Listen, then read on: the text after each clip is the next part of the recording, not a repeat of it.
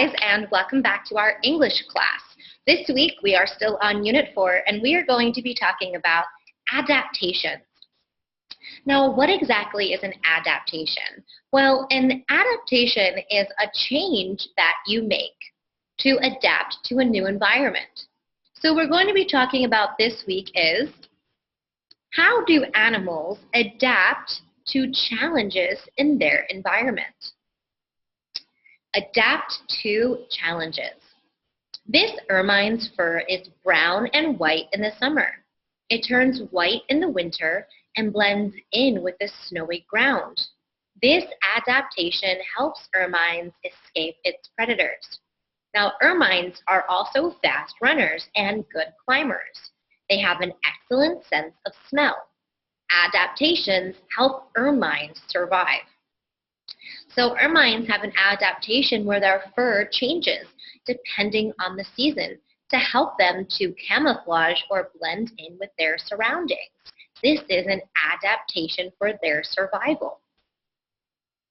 Now let's go ahead and look at our vocabulary. So the first word we have is alert. Now an alert is a quick to notice any unusual or potentially dangerous or difficult circumstances. Wolves. How to alert other wolves when danger is nearby. Next we have competition. So competition is competing like a PK or a race or a game.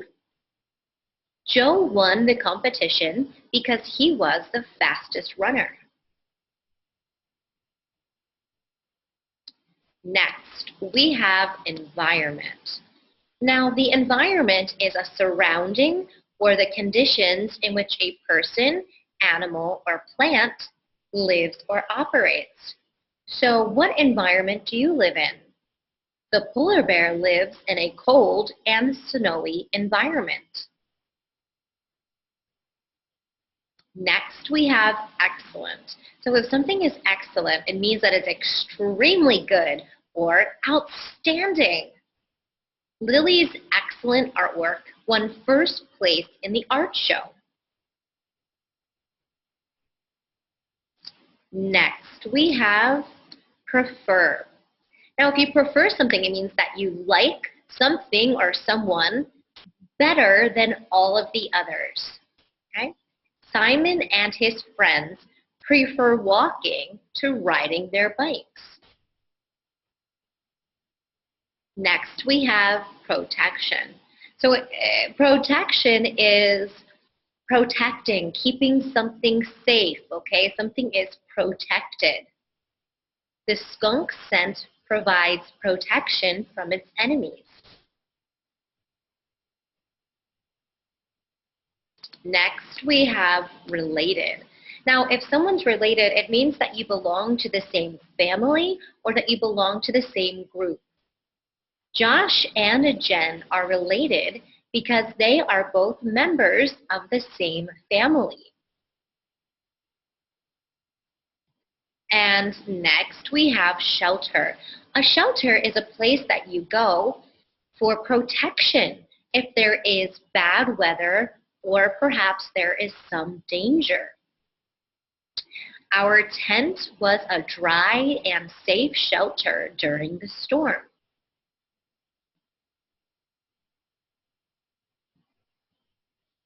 All right, now that brings us to our story for today. Now our story is an expository text. So this means it's going to be a true story and it's going to give us a lot of facts and information. Maybe we're going to see a map. Maybe we're going to see some photographs and some captions in our expository text today.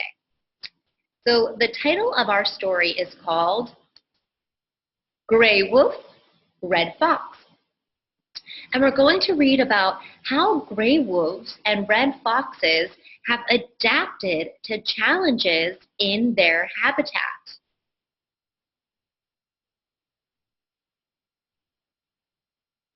Did you ever see a photograph of a gray wolf or a red fox?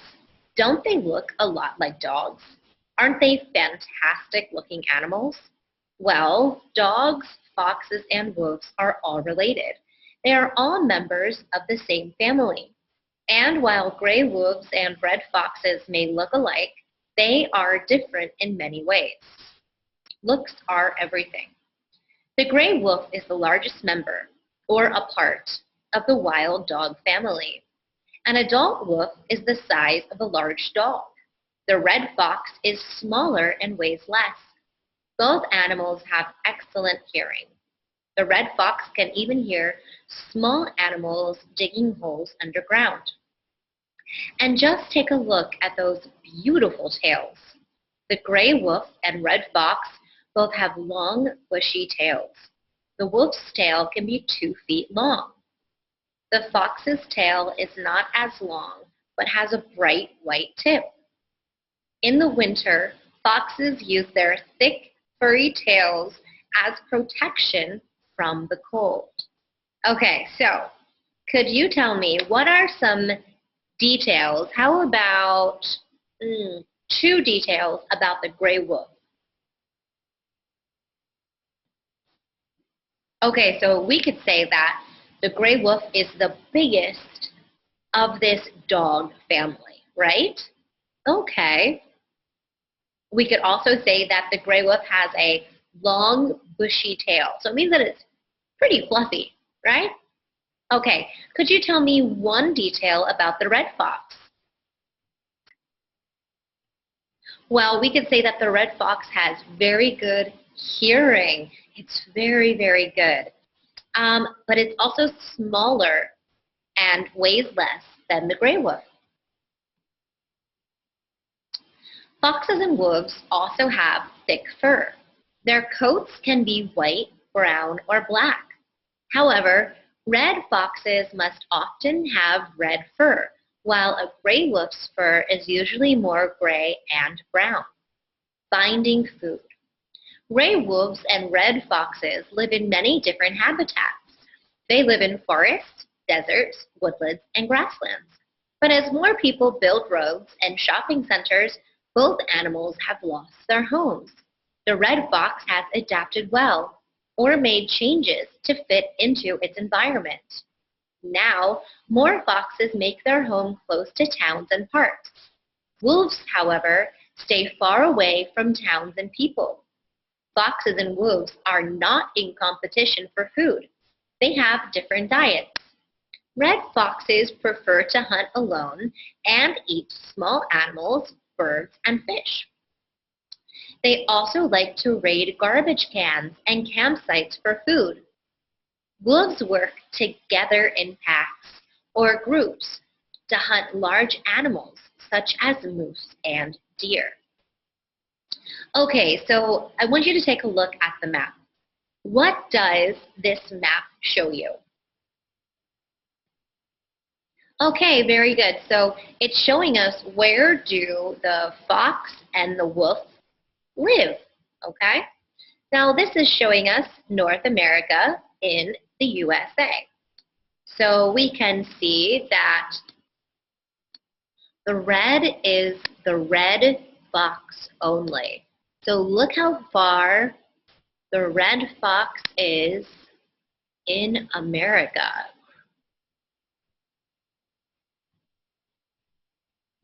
So this is a very big territory. This is almost all of the USA. Now, here we have the gray wolf. Can you find where the gray wolf is? Yeah, in a very small place. Only the gray wolf is in this territory.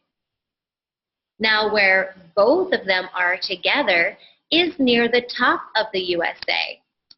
Over here around the Great Lakes, and over here in Washington and Utah and Idaho, Montana.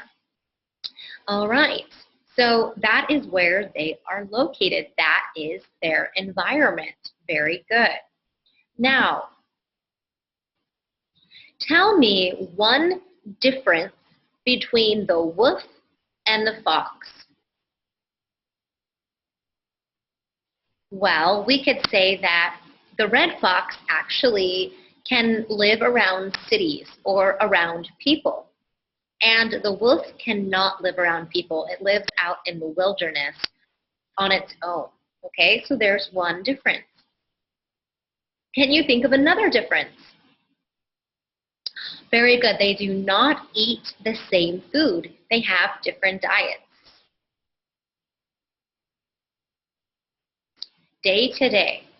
Wolves live in packs of 4 to 7. They do almost everything together. They hunt, travel, and choose safe places to set up dens for shelter. Foxes, on the other hand, like to live alone. They usually sleep in the open or find an empty rabbit hole to call home. Both wolves and foxes communicate by barking and growling. The gray wolf also howls to alert or warn other wolves when there is danger nearby. The red fox signals in a different way. It waves its tail in the air to caution other foxes. The gray wolf and red fox are members of the same family and have many things in common, but they really are two very different animals. So first I would like to ask you, what are some adaptations that the gray wolf and the red fox have had in North America? Let's start with the red fox. Okay, so one adaptation is that now they live closer to the cities, right? That is one adaptation. What else? Okay, so the gray wolf could adapt because it lives in cold weathers, so it has very thick fur that keeps it warm in its environment. That are two ways how they can adapt to their environment. Now what we're going to do is we are going to compare and contrast the red fox and the gray wolf, okay? And when we compare and contrast, we are showing things that are similar and things that are different between the two animals in our story today. So let's think about things that are only about the red fox, okay? So we can say that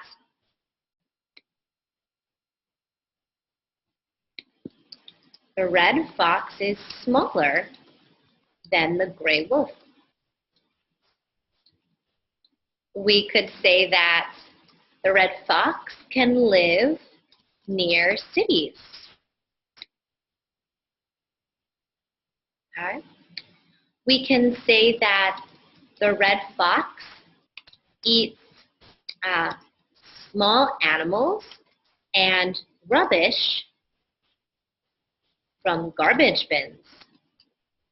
And something else about the red fox is that the red fox travels and lives alone. These were all details about the red fox that are different than the gray wolf. Now let's think about the gray wolf. How is it different? Well, the gray wolf is the biggest of the dog family, right? The gray wolf, well, we could say is gray or brown and is very fluffy, right? It has a big bushy tail, a lot of fur. We could also say that the wolves travel together or in a pack to hunt and live, so they are never alone, okay? They always like to travel together. Also, the gray wolf eats large animals like deer, coyote, maybe a bear, but it's killing big animals in the wilderness, whereas the red fox eats smaller animals and rubbish, okay?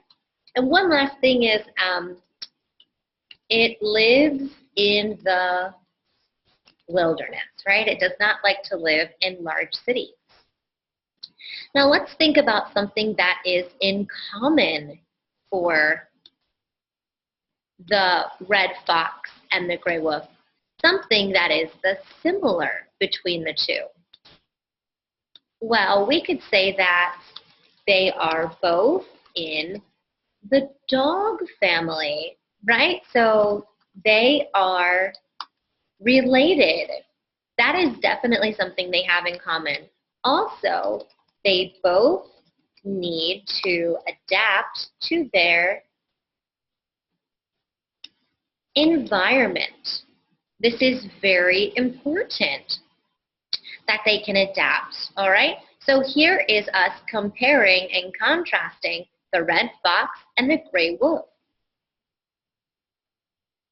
Now let's move on to our vocabulary, okay? So we are going to read the 4 sentences and we want to add the vocabulary word to the sentence.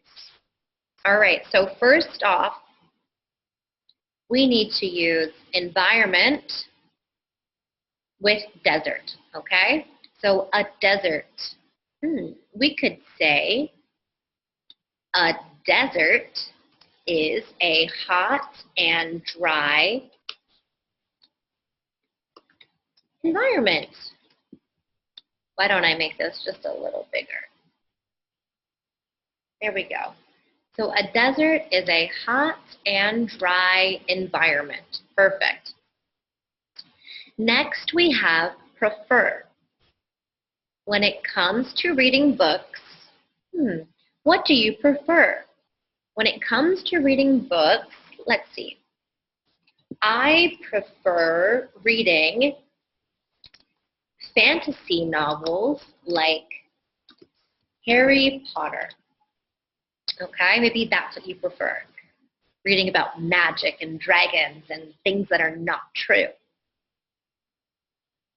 Next we have competition. Those are the 2 best soccer teams.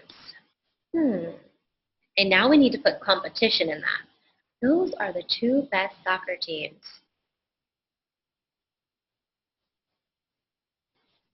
They had a competition and they came in 1st and 2nd place.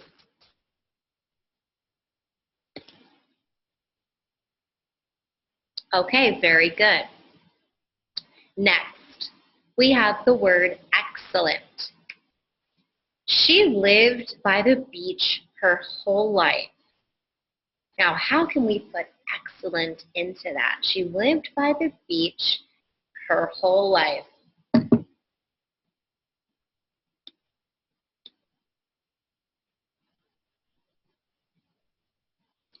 And it was excellent to see the ocean every day. Okay? So that is how we can put our vocabulary words into a new sentence. Okay, so now we're going to work on some grammar. Let's go ahead and let's read the top of the page. A verb may mean more than one word. The main verb tells what the subject is or does. The helping verb helps the main verb show action. For example, has baked. The words have, has, and had can be helping verbs in simple and compound sentences. Mom and I have baked cupcakes. She has baked an apple pie. Dad had baked bread before leaving for work.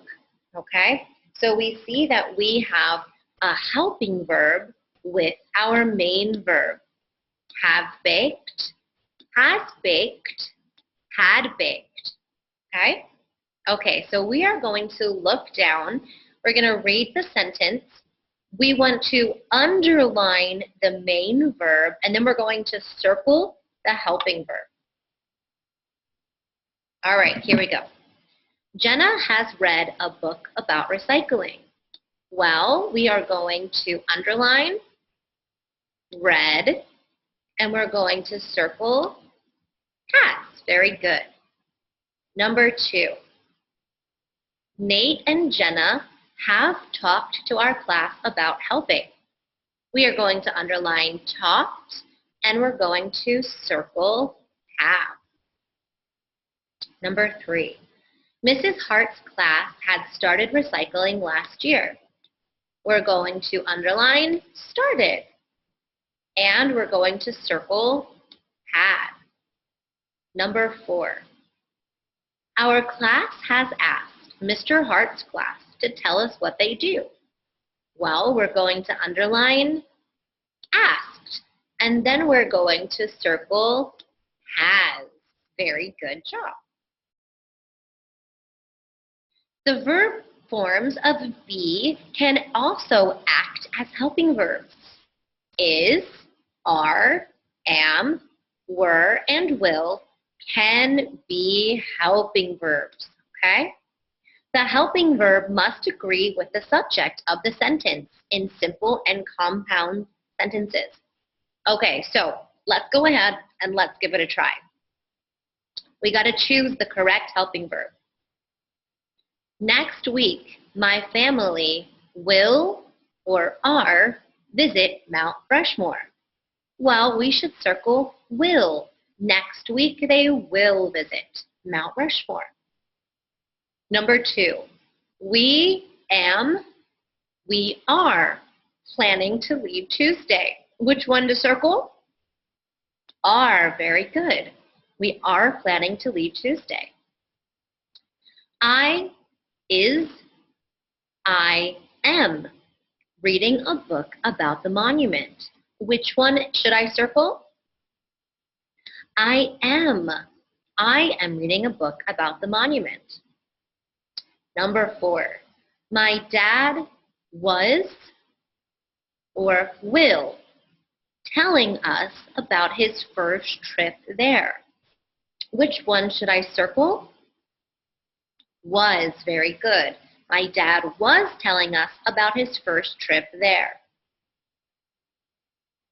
All right, so now we have our draft model.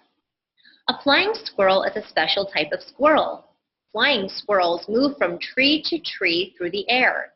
One squirrel's flight was 100 yards long.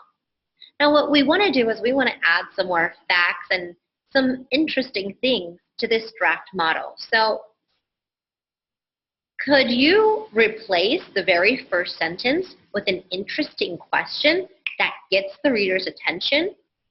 Well, perhaps we could say, do you know about the flying squirrel?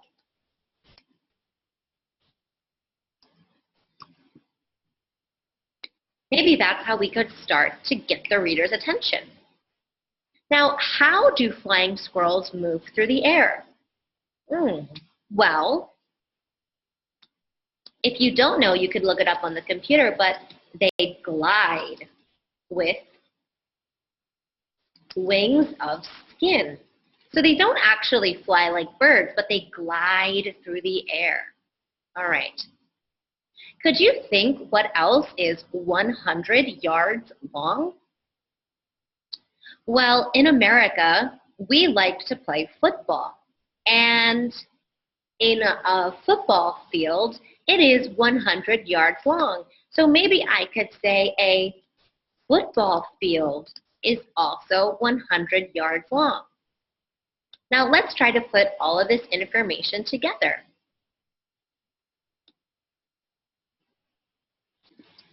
Do you know about the flying squirrel?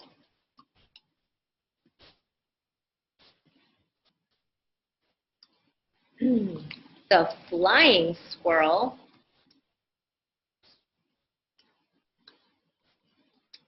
is a special type of squirrel.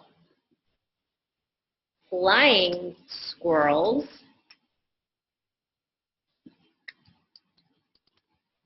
move from tree to tree through the air because they glide with wings of skin.